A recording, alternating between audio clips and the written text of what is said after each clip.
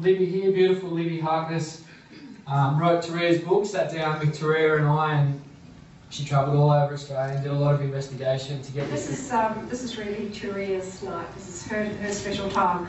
I guess I'm just along for the ride.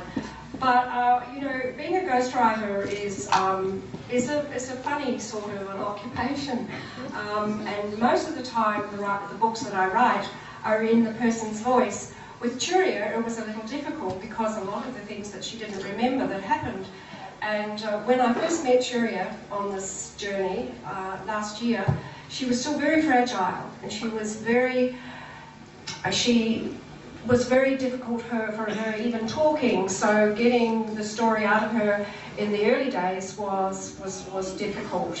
So I made a decision to write the rest of the book on the journey of the other people that were involved, and put it all together by interviewing many people. And there are a lot of heroes in this book. I mean, she's the big hero, but there are other heroes in this book as well.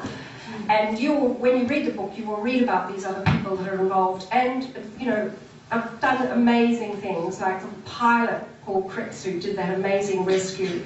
But one of the things I thought was quite important in the book was to document the ripple effect that a tragedy like this happened. You know, it doesn't just affect the main people in the story, like Turia and the other young woman who was very badly hurt, Kate Sanderson, but all of the other people that were involved along the journey. And I think that the ripple effect in the book actually talks about the effect that something like that, an event like that, has had on very many people.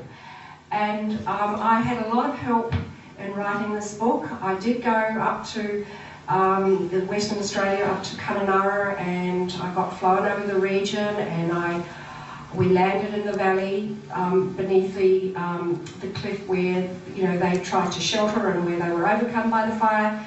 And it was so bloody hot. Let me tell you, I thought I would expire. So and that was when was that I went there? I think it was early this year, and it was really hot. And I could only imagine what it would have been like when Turia and the others who were stuck on that cliff for all of those hours waiting for rescue, what it must have been like for them. You know, it just must have been unimaginable suffering, and terrible.